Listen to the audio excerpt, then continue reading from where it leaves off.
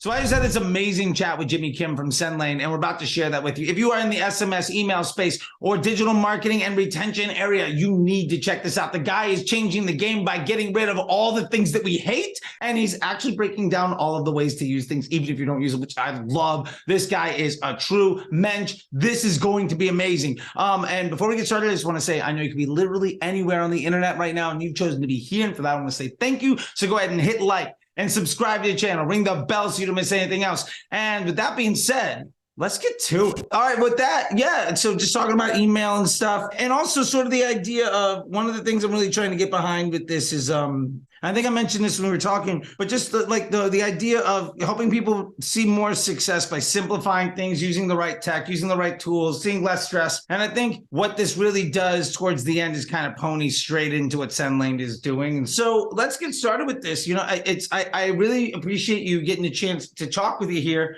And, you know, what I'm really enjoying, one, I think we've been in an established space of sort of a few people at the top of where folks are seeing advice when it comes to email and SMS marketing. And I think we're also used to a few tools at the top that may or may not really care about the folks that are actually using them. And I'm a big believer in when there's a bit of a monopoly, there's a bit of a lackadaisical approach. And when people have to deal with legacy clients, they don't really move forward. And that's one of the things that really connected me with you. So one of the things that I loved when I got to see you talk at the Whaleys was when you were talking about the real world needs of clients in email marketing. And I would just love to know sort of like where you're seeing that come from, because everybody's like, oh, send more emails, make more money. But that's not really what it's about. And as somebody that's terrible at email marketing, that just spams everybody on my email list, please help me understand more about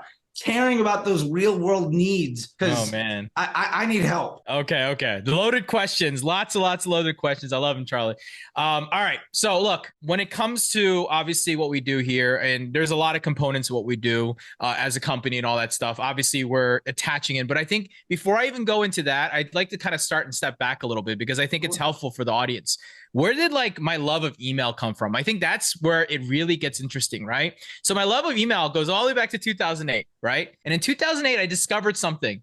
I could build a group of people that would subscribe to my list, and I can send them an email on a mass message that was faster than direct mail, faster than anything, get it right in front of their face. And if they clicked on it, they might buy something and someone will pay me for that, right? And I was like mind blown. That was when it started for me, right? And so like it really helped me start to like kind of figure out email and understand. And that's like when I started learning it. And back then it was easy, man. Anyone could be a great email guru and everything else. And so over the years it was interesting. And one day I dabbled and invested into this little well, it was a retail store at that time. It was a retail storefront. And I dabbled and I was like, yeah, I put a little investment in it, got really interested in it. And then it said, hey, can I become a partner? And that's kind of how I became an e-commerce founder, right? Because the first thing I did when I showed up was we need an e-commerce store. So we spun up a Shopify site and we went off to the races. And then 3 years later, man, we were a complete D2C brand, no storefront. It went to the opposite way from retail. So like it was a cool journey. We had creative differences at the end. He wanted to stay cool. I wanted to be a capitalist, and life didn't work there. But again, the biggest learning there was I needed email. And back then, the only two tools were this tool called Bronto and MailChimp. And there was only two email marketing tools available.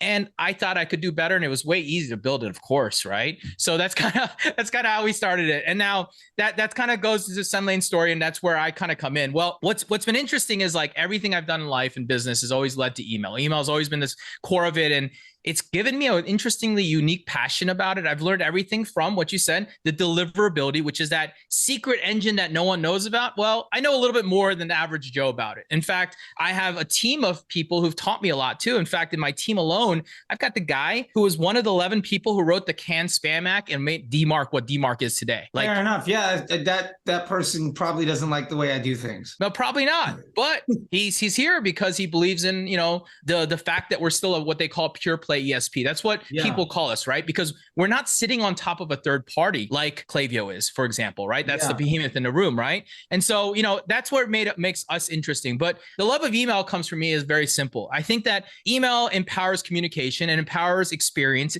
It's the way that we've now been trained to buy, and it's the way that people want to buy, right? You know, there's SMS, there's all these things, but email at the end of the day is still going to be that driver of money and communication to your customer. And I think with COVID and everything going on with e-commerce and the boom, it's it's been a really interesting thing. But now the thing I talk about often, there's multiple things I like to talk about on the internet. I think I talk about 3 things on the internet right now. I talk about one, I talk about deliverability. That's 100% I talk about that. Love it. The second thing I talk about is your broken playbooks. And what I'm talking about is the fact that we are all doing the same thing we've done for 20 years on email, literally. But Charlie, you're a acquisition guy. You guys are iterating like this. You're changing your playbook. I remember the first time you and I met, you were hitting someone hard on a stage, and we were like, and I came up to you afterward. I was like, but I agree with you. He's talking about the 2015 playbook for acquisition, not the 2021 playbook or 2022 playbook, right? It's evolving. But in email, I can go back to 2015 and still have the same similar playbook and say, yeah, that's good enough, right?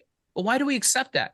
And that's really like the second thing that I talk a lot about in the market is very much the fact that we need to start thinking about the change in the playbook. We have intent signals, we have data, we have all this cool stuff, but yet we still do the same thing, maybe just a little bit better by targeting and segmenting, right? But what about personalizing the actual journey and thinking about like, if I click on the men's clothes, maybe I'm not interested about your women's clothing next week. You know what I mean? Maybe that intent should tell me that this is the type of products I want. And I always say it, I always laugh, but really email marketers tend to be lazy. And we tend to be lazy about, oh man, if I add another segment, it's not going to do that. But it's not about adding the segment. It's not even about the result today. It's about the future result of making that customer more of a loyal customer because you're sending them targeted messages, right? So like the long tail is what's hard to see for many people because they think I can get the result today, but what about the result tomorrow and the next week, right? Attrition is crazy, man. You know, with SMS, we'll talk about that side of just briefly here. The attrition rate on SMS is horrendous. Why, right? Because, well, think about it. You go to a site and you are forced to give a phone number to get a 20% off coupon. Sure. Spin the wheel, whatever it is. Yeah, whatever the heck it is. Well, if no one doesn't want a discount, right? But you know what people can do? They can ignore you. They can unsubscribe after getting it. And it's really interesting because as many people pop and lead with these things, they get on the list. People don't ever do the one thing that I always think about, which is hygiene and cleaning. This goes back to deliverability point. But like, again, it's happening in SMS. We went all the way back to the batch and blast, and we didn't start evolving and start going, there's an intent signal. They're clicking on things about men's shoes, but not women's shoes. Maybe they just like men's shoes, like little things that we should be thinking about. And then the third thing I talk about in the market is unification. I believe the biggest thing in the market that's broken as a tech person is that there's too much. The stack is too big. We're all relying on integrations that actually don't do anything for most cases, or they do something that they're supposed to, but really because someone told them that's how you're supposed to do it, right? Yeah. I believe the stack's broken, and I believe that things need to be together because together allows data to merge and things to happen across the world, right? Yeah, you're preaching to the choir. I love it. 100%. Yeah. I think, you know, a triangle is the strongest shape, and most people are out there trying to market with a dodecahedron, and like you have no idea what is going on. You know what the worst part is? It's just the time that we're spending. Like, log into this app, that app, look at this thing. How do you know what's missing? Yeah, until I love it's too late. Simplicity is, you know, one of the points you bring in here that I love is if it's simple. I think so many people are trying to find the edge in so many places, but they're trying to basically compile this master list of like short-term non-scalable hacks. Yep, correct. And it's like exactly you could just stabilize this and then work on building a better business. And understand, you've got it. And like so many people just are relying on like I see this all the time in acquisition of just like, well, all I need is if my Facebook ads work, this business is going to be successful. And like, I always tell people that's like going on the Shark Tank and saying, all I need is you. And they're like, why am I like, give me 100% of the business. Like, what am I even here for? Like, it's a waste of my time. Yeah. And I love that you're talking about that in email marketing. And something that you're saying is just like all of these mistakes. I'm wondering, in the effort to maximize email marketing, what are some of the biggest pitfalls that like you're seeing way too many people do? I feel like it just leads right into what you were just saying. Yeah, you know, and this goes to that short-term mentality often, right? So there's a lot of pitfalls, but, you know, I think one of the things I said actually at the Whaleys was, you know, and I made that presentation specifically for that talk because it's the future that no one really realized in this market. And let me tell you why, okay? Everything in the world works in patterns. I believe in the world of patterns, right? And if I look back at e-commerce, I look at it as a very infant market. It's very new. It's very young, right? Yeah. Where the dot-com bubble was 10 years before, another 10 years before, other industries kind of rose, right? Well, the thing about e-commerce has been really interesting on email side has been two things. One, the data has always been pure on e-commerce because they haven't had third-party ingestion. They haven't had intent tools out in the market. They don't have all of these weird things. They didn't have spam bots back in the day. So data was always pure. So like e-commerce in general, deliverability has never been a problem, but it's changing because things are happening. Forms are ingesting. There's bots in the world. There's intent tools that people don't understand how to use. And I'm not here to pick on that one, but that's a great tool if you know how to use it. If you don't, you will destroy your business at the same time. Right. So like there is a whole thing, and that hidden layer is called deliverability. Right. And I always tell people, like, doesn't matter if you have the best tools in the world, the best copy in the world, the best brand, but if the person doesn't get the damn email, well, who the heck is going to read it and buy anything? Right. And that is something that I feel in this market, especially, people don't pay attention to, where they should be paying attention to. And some of these inflated stats that I see often, I'm always like, but what is actually happening in your business, and how much money are you leaving on the table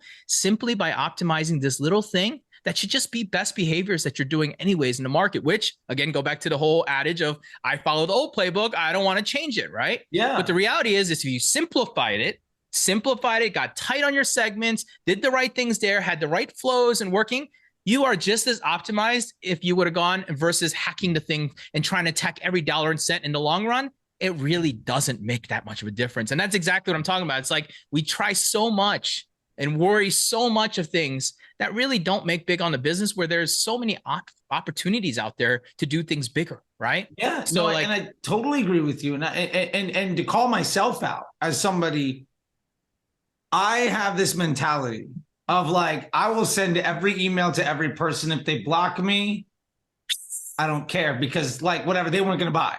But it's like, I know that like I'm missing this awareness to purchase, the role of email marketing in the sales funnel. It's not just like buy now, never, oh, you don't like me, you don't want me to come around again, fine, then you're dead to me. Yeah. And like, I know that I'm doing it wrong, but I also know it's not my core competency, and I'm just burning through stuff because, to be fair, I don't need that to work to be successful. But if I could make it work, I could do so much more. Yeah, absolutely. And that's what I'm saying. Like, and it's not, people overcomplicate it, simplify. I always tell people, make it simple. It's not that confusing, right? Like the core basics of, we all got the same infrastructure there. It's when you start getting advanced that it gets confusing. So to your point, it's, I always say acquisition and retention need to work together like yin and yang, no matter what. All that hard work generating leads, and someone's got to take care of them, nurture them, and close them, right? Yeah. And I always think that's always an interesting thought. People don't think like that. They're like acquisition only or retention only, but you got to do both, right? Yeah. And in the Facebook ad side, I see the same problem. People say, well, this is a prospecting ad, this is a mid-funnel ad, this is a bottom funnel ad.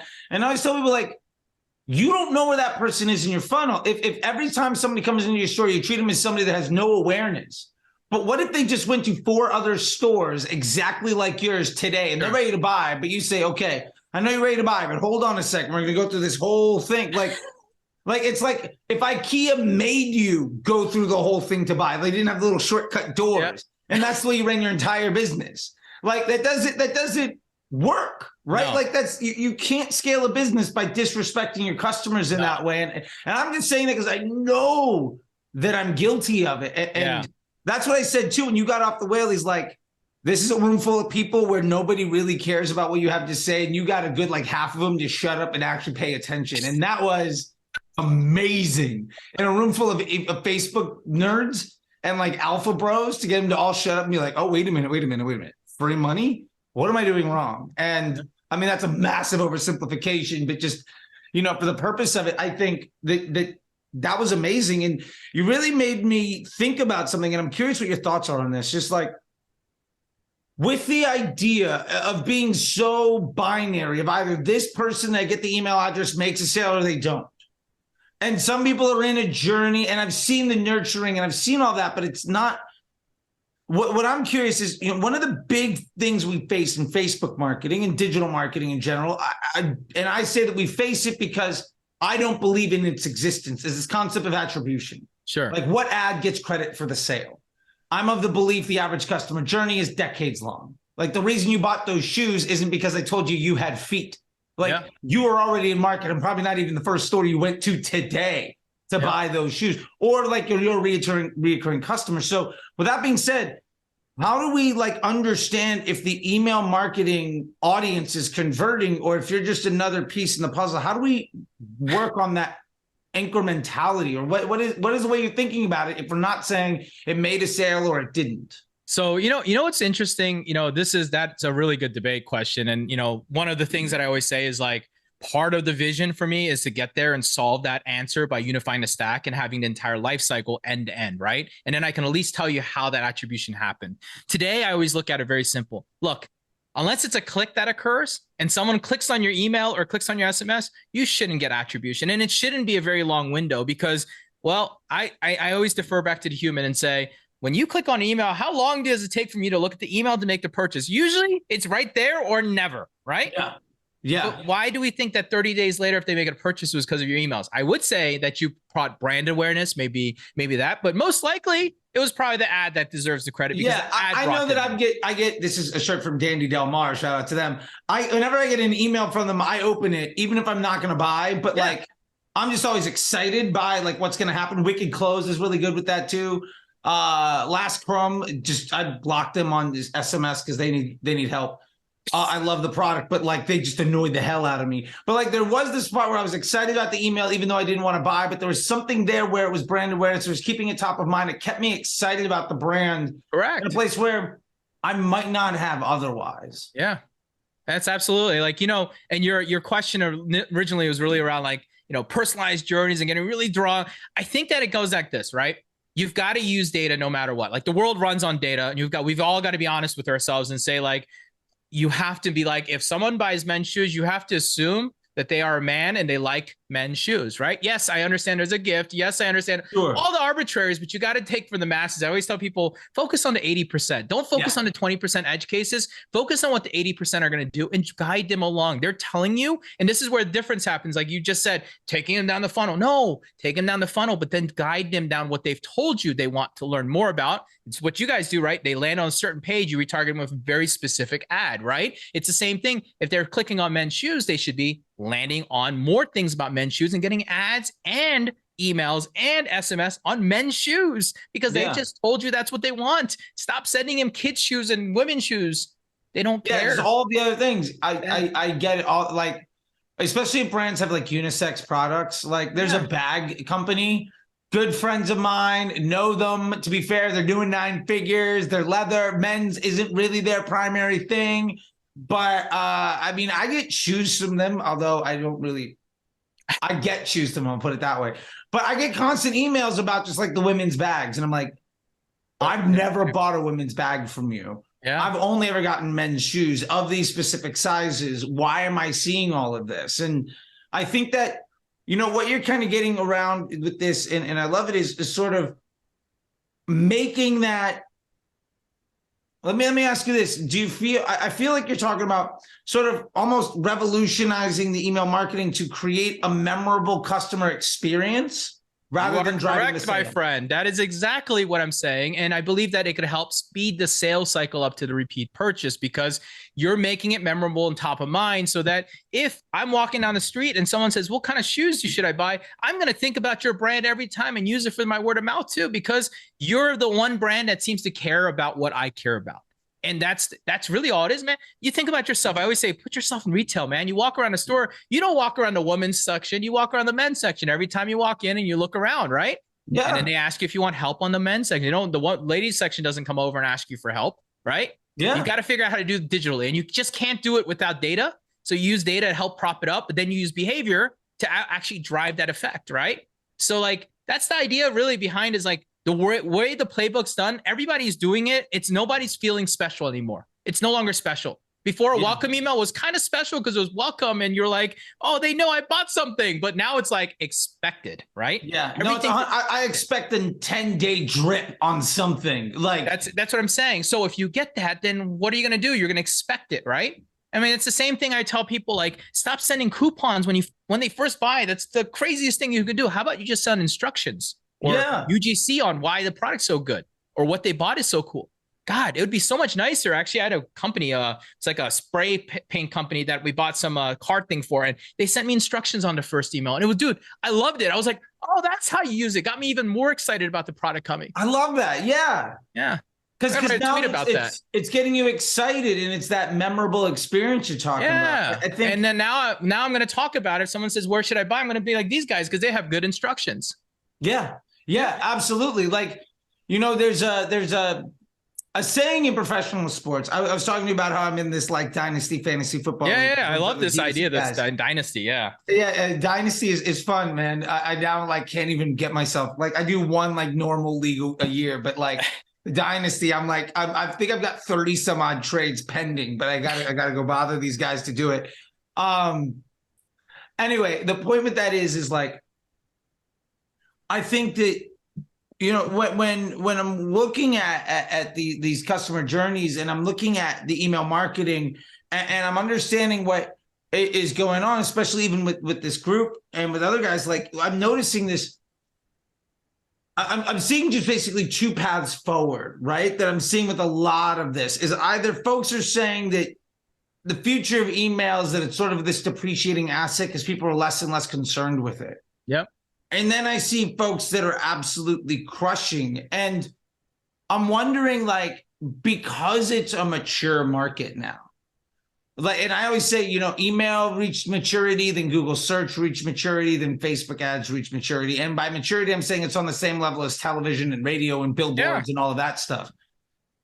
So what do you have to say to the folks? And to be fair, there's some very smart people in there that have differences of opinion, which I think is great. About saying that it is sort of this depreciating asset in the marketing stack. I mean, I'll reserve my opinion for later, but I think that you and I are probably going to be more in agreement. Yeah, than look, right? I don't even, I don't have to even like go into the behavior quite as much as talk about the use cases, I say, right? Yeah. There's two very simple use cases in life that I look at. One, what is the use case, right? Why do people shop on mobile, but most of your conversions happen on desktop? What does that tell you about people? They always shop. Cool, 100%. I agree on the mobile thing. So important, right? But most people still convert on your desktop for a reason, because they get the email that they click on often, or they came off your mobile device to make a buy, right? Email is always, to me, is like this. Very simple, man. Our generation of the mailbox, the digital physical mailbox, is email now, right? Older generation, that was the actual mailbox, right? And to us, as they get older, we still respect the regular mailbox, don't we? We still go get our mail, right? Even though it's archaic and destroyed and dead, it's the same thing. Email will just be another format of communication in our lives, and people just need to learn it. And I think that when people think, oh, I'm going to ignore this channel, I think that they're just doing a big disservice, or they don't have a fundamental understanding of what it could do for them. Because I've never met an email list that doesn't make money.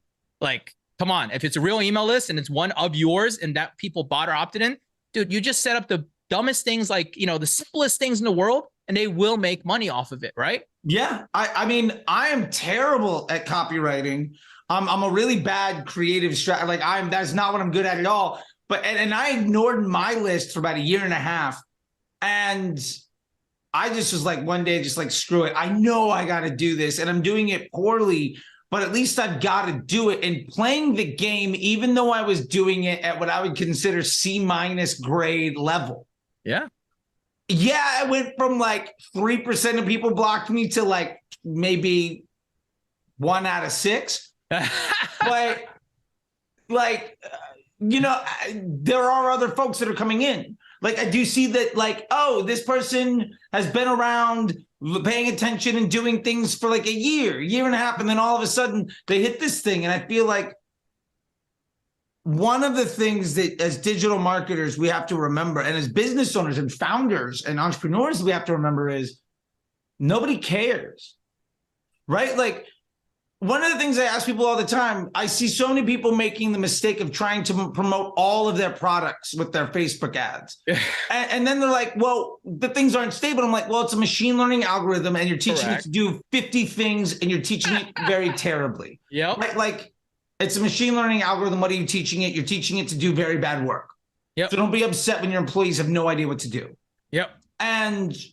But with that being said, then they have to simplify, but they still think that people know about their offers or are aware of what's going on. And I literally have this thing right now where, like, I send something out And then if you don't open it, I send it back to you with a new headline. I do that for like a week, and then I swap out the products. And every week, that's bringing me an extra couple. I'm getting in new customers on stuff that I've been selling for like 2 years that they didn't even know it was there. Of course, and I get it, right? That's the problem, though. The business owner generally wants to throw it all out there and get it all out there. And as jobs as marketers is that we have to constrain that and control it, focus it, and do one CTA, one product, one focus. Like, I know it sucks to only show one of your 100,000 products you have, but reality is, unless that one hits, none of the 100,000 is going to matter. How about you work on your upsell funnels and your post-purchase funnels, right? Yeah. Then you can get them to come back and buy for more, right? That's all the dream. I think that's just I need it now. Remember the short-term mentality? That's really the problem there, right? It. I think you're absolutely right. And to be fair, something that I tell people is like, Jordan's represents like a fraction of a percent of Nike's overall sales. Chevrolet doesn't sell very many Corvettes. No, not at all. You know what I mean? Like the Big Mac is not the number one selling product at McDonald's. But what you use to market and what you use to get people to buy are two very different things. And with that in mind, with the idea of maybe sort of like I like to think of you kind of spearheading this thing of like an email marketing revolution. The more and more I talk to you versus some of the other folks that I see.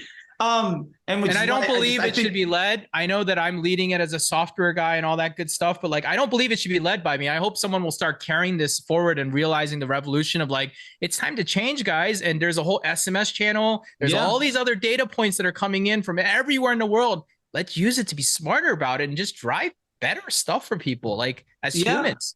So with that being said, like strategically, where do you think it works best?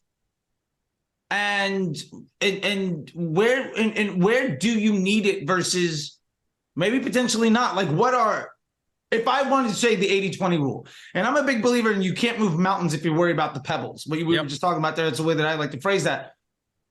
What is that 80%? Or how can I find that? Or in your experience, where is it that when it works best? And why do I need to focus on that versus some of the other stuff I feel like we've covered, but I don't know when to apply that tool? Yeah, I think it's when you get to a place where you believe that you're stood up and things are running at operational, like my basic flows are running and my newsletters are running. Now it's time to say, how do I optimize this experience, right? Get your base engine running and then optimize, right? And so optimization for me is very simple. It's understanding your business. You already understand, let's be honest, you only have certain products that are the top sellers. You focus on those top sellers because you need to keep pushing those top sellers, right? You need to speed the sale up. So you mark those as the sales. Those are your CTA and focuses. And then you use that as your top of the funnel net, right? You advertise for these things. If they click on it, they're interested, then you drive them down unique funnels, you get their intent signals and you market towards them. It's optimization post what you've already set up. And it's the next layer of how do I take that extra 20% of 30%, 50% of my revenue and boost it up without over messaging and messaging with people that want the message, right? True personalization, in my opinion. This is what I say, like all these damn things, first party, all this thing that people talk about, all great. And you should use them. But the one personalization point that's most real is the click, because man, when's the last time you clicked on something you didn't want to click on? You don't. Yeah, right. I love that. Yeah, like that's the ultimate opt-in, right? Yeah. You're not only opening the email, you've read it, you've liked it, and you've clicked on it, but then they don't purchase. We talk about 1-2% conversion rates. Well, what about all those other 98%? Why didn't they buy? Yeah, well, maybe because they got their dog barked at them, or they lost their wallet, or they had to go to work. Man, it would be really nice if I didn't email them tomorrow with, something completely different off the wall, because now I forgot. Humans, we're like goldfish. We forget these things just like this, man. Yeah. Like maybe, somebody called you out in the meeting, you had to put your phone down. Maybe the light turned green. Like there's a million reasons. You could be at dinner and you got an SMS, you click on, you're like, yeah, I want that 20%. And wife gives you that death stare. You know what I'm talking about. Yeah. Well, you're about. Phone down. And then guess what happens? You forget. 100%. Right? And if you had an email waiting for you when you got home saying, hey, don't forget to make that purchase of that click you just made, like, oh shit, yeah, I did want to make that purchase. Just moving the buying cycle faster, staying in front of them, making them feel like you are their personal machine in front of them, right? Yeah, no, I love it. So with all this being said, I think let's try to turn this into some actionability for some. Sure. Folks. How do we create the perfect email marketing system for the business, even at a rudimentary level? Say I've got nothing other than I've got a newsletter that maybe 20% of people open and 1% of them actually click on. and I'm sending out emails to promote the next thing that I'm selling on, and that's where I'm at. Because asking for a friend, what would we do at that place to get better? So I do one very simple thing. I'd identify what products sell most on my store and what I generally target, right? And I would simply add a tag, right? A tag, like an identification, whatever it is called, on every one of those links that they can click on to help me start to understand immediately the data around what they're clicking on. And that's going to give you a pattern. And suddenly you're going to say, holy shit, most of my people click on product A, right? And so when you see that, you're going to go ahead and create a little funnel, the product A funnel. And if they click on product A, you're going to exclude them from your campaigns for the next week or two. And you're going to go ahead and give them a step-by-step, one day, maybe a couple days later, you're going to hit them up, but you're going to literally remind them of the click and the product and the categories of those products. And you're just going to stay focused on it. And then if after 5-6 days, they don't make a purchase, you're going to let them come back into the top of the funnel where you're sending your campaigns. Think about that. I love that. Yeah. So like, for instance, let me give you a use case. If I'm sending a newsletter once a week, not once a day. Whew, no, my assistant doesn't have that much time. Yeah. So let's say, like I was talking about how I'm sending these emails for like 5 or 6 days around a product, and each week I switch that product up. Yeah. Let me apply that to kind of what you're saying is, if I know that I can do that, and if you open that email, then I won't send it to you the next day. If we're to say that if that link was in the newsletter, because I put links to a whole bunch of stuff in the newsletter, and I built out that 5 or 6 day flow, and I've kind of figured out the open rates because I've run them. Yeah. So if somebody clicks on that in the newsletter for the next week, they're just primarily going to be exposed to only the flow of that one thing if they haven't seen it before. And now each week I'm basically product testing a new sales funnel for each link inside of my click. And I'm not going to get it on week 1, but after like 6 months, I'm going to have literally everything automated. Correct. There you go, my friend. That's easy. I can sit. My wife is working tonight. I can sit down after dinner and make that happen. Dude. But just setting that up is so magical, because now you feel that you're getting listened to, man. That's all it is. And you're getting, even if they don't know you're listening to them, man, it's really nice when I get relevant emails from like that leather bag. Imagine if they were just sending you shoes. You might actually look at those and enjoy those a lot more than the women's bags that you're getting or the women's shoes you're getting, right? Yeah, no, absolutely. And you're telling them by clicking on it what you want, man. Like, that's what I keep telling people. The intent signal is right under your nose. Let's focus on it. Because right now I have it. Right now, my segmentation is they opened in the last 7 days or the last 30, or they clicked in the last 7 or the last 30, regardless of what the email was. And it's like there's a newsletter on Sunday and a YouTube promo Tuesday, Thursday, Saturday, because I have YouTube videos that go out basically every other day. And then that like drip of a product promo that happens throughout the week. And that's it. But because I was trying to focus on listening to the deliverability side of like, I'm going to send all the emails I like to the people that have clicked and people that haven't. I think that may be helping, but I could also go one step further and just say, can I just give you a quick tip? On any of these things, I'm going to show you this other thing. Open it up a little bit more. Your segment's a little tight, man. A little bit tight. Okay, fair enough. I don't know what I'm doing. I would go Facebook to a 90 targeting audiences from like for what I know you're doing.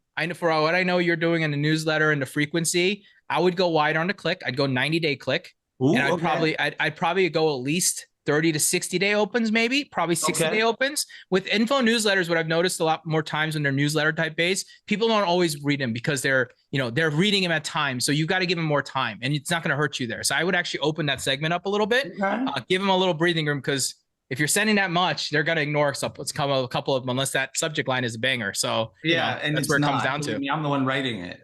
So you got to curse more it or something. I don't know. Yeah, I use ChatGPT to give me things, and I go to vidIQ keyword thing, and then I basically match to see what headline would work as a YouTube video. And anyone that that comes in over like a 70, I'm like, cool, I'm gonna just run with that. And to be fair, that has worked better than me doing it. Okay, well then we've got human versus AI. We've tested it here today, and I'm qualifying the AI against indexing against YouTube, which is better than me at least going about it, because I am not the copywriter by any means. Yeah, man, I really appreciate it. I mean, I feel like we've got some actionability. We have some other things. I'm just curious. Just before we I want to respect your time too. I know we haven't really talked a lot about SendLane. I don't know if you feel comfortable talking about it or what you want to get into, but I am very interested in what you are doing there, because I think that it's a way to help people be more successful and be less stressed out with what they're doing, which will allow folks to focus on the. I'll say this. I think most people struggle because they define success the wrong way. They ask the wrong questions or they value the wrong metrics. And often that happens because they don't have the bandwidth to think about what's actually important, because what you said, there's all of these integrations, all of these stacks, all this data, and so much of it doesn't matter.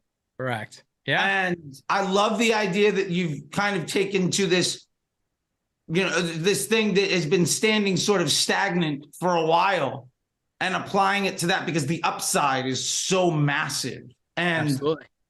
I mean, I've seen a bit more about it. I'm kind of talking inside baseball here a little bit, but like, if you don't mind just sharing a little bit on that, this isn't necessarily commercial, but just like, hey, look, there's a reason why we're talking. You got my attention, and I don't even care about email. In a room full of alpha dudes where I was surrounded by people that just want a question. And I was like, oh, wait a minute, hold on. So like, I just love your approach. Yeah, dude, look. I'm a former merchant, a marketer, a lover, email marketer, and I created something that I believe is to fix a big problem in the world, which is the tech stack, right? And I don't believe you need to sacrifice on your email or SMS. I don't believe you need to sacrifice any of the tool setting, but I do know that what you need can be put together in one place, right? So SendLane today is an email marketing automation tool today, where a typical client comes from Klaviyo and Attentive, or Klaviyo and PostScript, and they unify their stack. They get better data, better service, they save money, they got a better tool, and ultimately, right? Ultimately, they're here for the vision. And the vision is all about the future, right? Reviews, customer support, what's that called again? Loyalty, attribution, insights, subscriptions. Like, we think about all of it. I think that all these little things that we have to buy, I mean, I hate saying this, but like, shouldn't feel as a merchant I've got to buy one little micro tool to just get my shipping notifications going, one micro tool for my transactional messages here, one little tool for we want to bring it all under one roof so that you have all the power. And the real reason why the power is important is not because like, we want to own the stack and all that stuff. It's really because it allows you as a marketer to do better things. Like our reviews product coming out in about 45 days, whenever you're listening to this, like, one, it's free. That's crazy. Two, it does more because you can't do it anywhere else. Like dynamic abandoned cart reviews, dynamic abandoned carts based around customer segments, like thinking more with the tools, because we're bringing it together, right? The things that you need to do most. And so the vision is very simple. It's unification, one stack, be able to do everything. But the biggest thing I believe that I'm different in the world is that I also think of like the merchant. We don't price ourselves like the historical guys. We started changing the way that we think about pricing, usage-based. You pay for you use. The three things you use on my product: email, SMS, and data, right? Got it. Well, the data is whatever, right? So really, doesn't matter what any of our future products are. As long as you're using email and SMS, we're making money. You're having a successful tool, and everybody's happy that way. Because SaaS subscription, enterprise SaaS subscription, $60,000 a year contracts with locked terms. Like, you got to give people flexibility. You got to let people go up and down. Look, we have contracts, commitments, I call them, but they're not like contracts. They're commitments. If you yell at me, I'm going to let you out 100% of the time. I'm not like that, man. I just want a commitment to say, hey, you're going to do this for a year, and I'm going to give you a yearly price instead of a monthly price. Fair ask. That's all I think so too. And I run the same thing. I think the best customer service in the world is, oh, you're not happy? Here's your money back. Thank you for letting me know what you weren't satisfied with. 100%. Like, if you need to be more aggressive than that, there's probably something wrong in your service to begin with. One of my favorite books is a book called Delivering Happiness by the late Tony Hsieh, right? He talks about customer service, the Zappos story. It's one of my favorite books because I relate to that, because I believe that, look, I don't believe the customer is always right, but I believe that I agree with that 100%. It's our job to make the customer feel right. If that makes sense. It's our job to make them feel satisfied and an outcome, right? Just because it didn't work out today doesn't mean they can't be a customer in a year from now. Don't burn the bridge. Be good. Keep being to the it'll be all right. I had a guy join Disruptor School 2 days ago that signed up for a webinar 2 years ago and is literally like one of the first 100 tags in my thing. Like, I sort of like, where is this guy? And he's literally on page 1 of my tags. And it's funny, he joined and he's like, attribution's nonsense, bro. No 7-day click's gonna get this. I've just been seeing you forever. And it was like 17 other people he knew joined, and he finally was like, oh yeah. And I recognized his like profile picture because it was like in a Facebook group of mine like 5 years ago. But and isn't that like, amazing though? That's a beautiful thing. Yeah. And if you burn the bridges just trying to move forward, you're never going to care. You're never going to reach those people. You're never going to care about them. And I think. So yeah, I went off on a yeah. tangent there, but yeah, dude, that customer service is a huge component of SendLane. So like we talk about that. So there's a lot of things that we're great at, but the real big thing is that we are, and I always say, like, we're the marketers. The team I have under me is not just people in software. They're former agency owners, former founders, former e-commerce people. And that's why we believe we're doing better in the market right now. And that's why I also believe I relate to the market, because I actually understand the pain. And the pain we're solving is the core pain, not email, not SMS, but the stack. I want to eliminate the retention stack. I want to make that one stack for the world. And if that happens, God, everyone will just have a better night's sleep. And that's really what it comes down to. Yeah, no, I love it. You know, I was going to say this is that I think over the last 5 years, we have seen a tremendous boom in experts making tools to solve very specific problems. And I think that that's great. Being a specialist is important. We need the brain surgeons in the world. We need the, world-class cardiologists. The problem is not everyone does. Yeah, as real founders and as business operators, you're like, oh, well, I want the best of everything if you can afford it.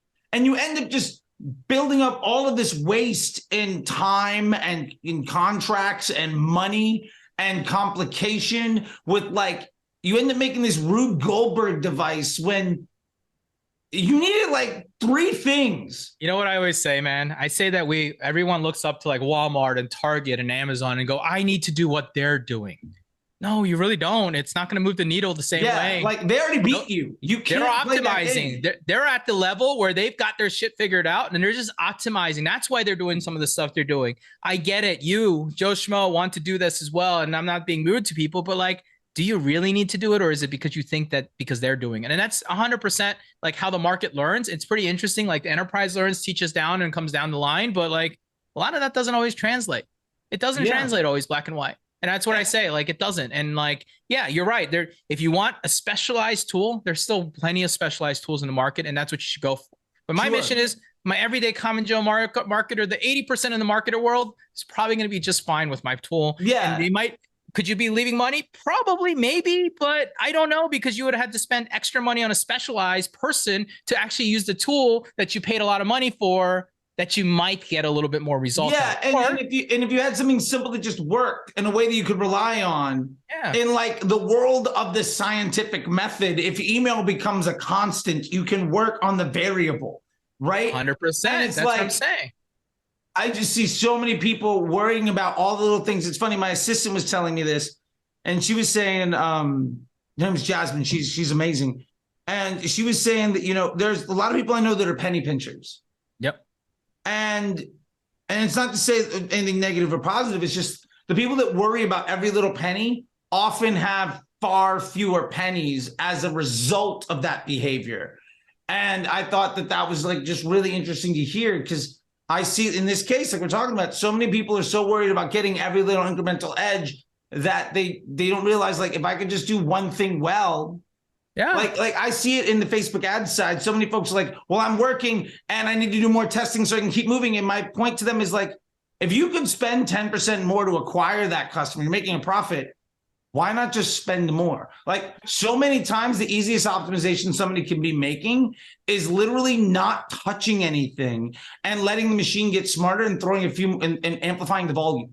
Yeah. I always say double down on the things that are working. Stop trying to add more things that aren't working to your stack, right? Like that's really the same way of thinking about it. Like, ads working. Why are you optimizing, testing it? Just double down, put more budget on it. Yeah. Like, why are you doing creative testing? Why are you doing landing pages? Why are you doing all this stuff? I'm like, well, you're supposed to, but you have a 30% profit margin and your problem is you can't scale. Just spend more money. That would literally solve the problem. And then it's like, well, we have all the meetings about meetings and all this stuff. I've been in those corporate environments of like startups that go from 7 people to 50 and they die because they're not able to be nimble. And I think ultimately, if I was to say my impression of it, just as an outside person, of how you're trying to solve this problem and why I love it so much, is that it makes it, number one, simple enough for the average person to get better than they are instead of using all the bells and whistles. I don't need I don't need a Gallardo to go grocery shopping. No. You know what I mean? And so I think that that's amazing. And two, I think the fact that you can, if I can make my business work with a tool that is that simple, then I can get better at using that simple tool and get better at what happens because of that tool. Yeah. And the biggest moat any business can make is in the ops of the business. My friend Laura Lynn, former Warby Parker, like taught me that so much, is that like the difference between you and the company next door that does the exact same thing, who's going to win is whoever runs a better business. Correct. And the simpler it is for me to get to a consistent, reliable answer, the faster and more confident my ability is to solve the problems will be. Yep. And you basically have taken several things that all used to be one, then became 47 different things, bringing them back down to the one. It's just like I get it.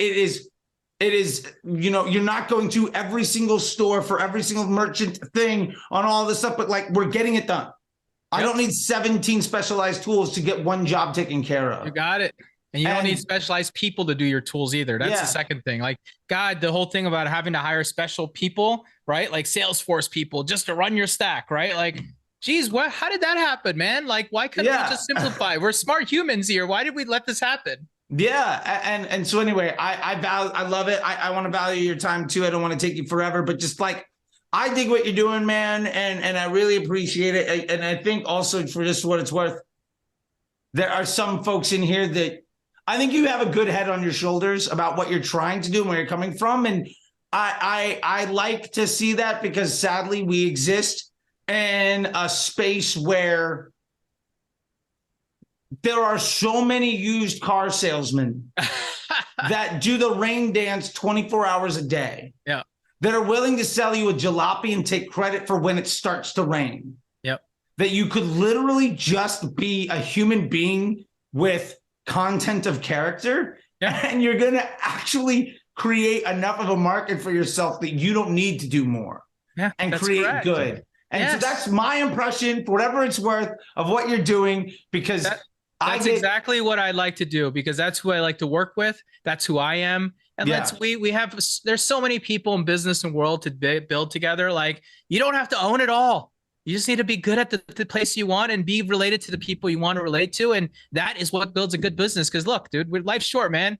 We don't need to do so much. Like, at least get to enjoy it, right? 100%. I don't want to sit here and be a corporate hard hammer guy. Like, that's not us.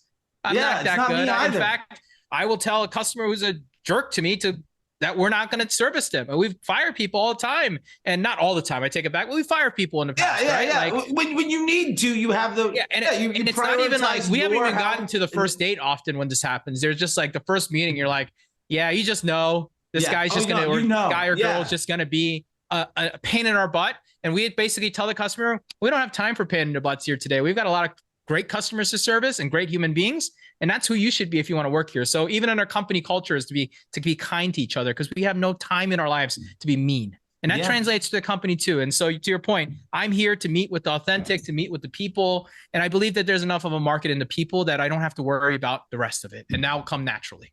I think you're right, man. And it shows, or at least that was my unfettered opinion from the outside. And it seems like that's lining up with what you're trying to do. And that's amazing. So I'll end with this, man. I don't want to get the last word in. So why don't just, if there's anything that you want to say, anything that you want to tell people about, any place you want people to find you, websites, whatever the things you want to shill, let people know about it. So that very simple. Look, things. You can find me on 2 places in the world, Twitter and LinkedIn. Twitter, it's Yo Jimmy Kim. So YOJIMMYKIM. Apparently Jimmy Kim was taken and he won't let it go. So, from 1998 or something. My Twitter's old too. In fact, it's funny. And then the second one is on LinkedIn. So you can look me up, Jimmy Kim, on LinkedIn. I post there a little bit different content. I post more on Twitter, but LinkedIn has more strategic, impactful stuff and memes over there. So you can come check it out. So those are my 2 channels. You can find me. or I don't know, you can find, I'm everywhere ultimately. So wherever you see me, I am hyper responsive. That's the big thing about me. I like to say is that I know how important it is to get a response because I've been on the other end, and I will respond to you regardless of who you are. As long as you're not just hard hitting pitching me, I will ignore you for that one. So yeah. Yeah. So, how is your industry? Oh, yes. God. How is your industry? Or hello, I like that you are quote, and then they put like your profile stuff, and you're like, no. Approach me like a human. I'll tell you no, at least. I won't waste your time. Yeah. Oh man, the LinkedIn cold DM game is obscene. Yeah, there's a playbook out there. I'm sure that's probably what someone's following. So yeah, it's always playbook. Someone made a playbook, and that's what we follow. And again, another one that hasn't evolved. The old sales playbook needs to evolve. You know what I mean? Yeah, that's what I tell my internal team. Like, we don't talk about our competitors in a negative way, no matter how negative they are, because that's not our job. Our job is to tell them how great our product is and what we can do to benefit them. Right? Like, that's how a demo should go, in my opinion. And that's something that we also honor within the company too. I love it, man. Well, thank you very much, dude. I'm gonna let you go. It's been a pleasure, and I'm sure I'll be talking to you sooner than later about many different types of things.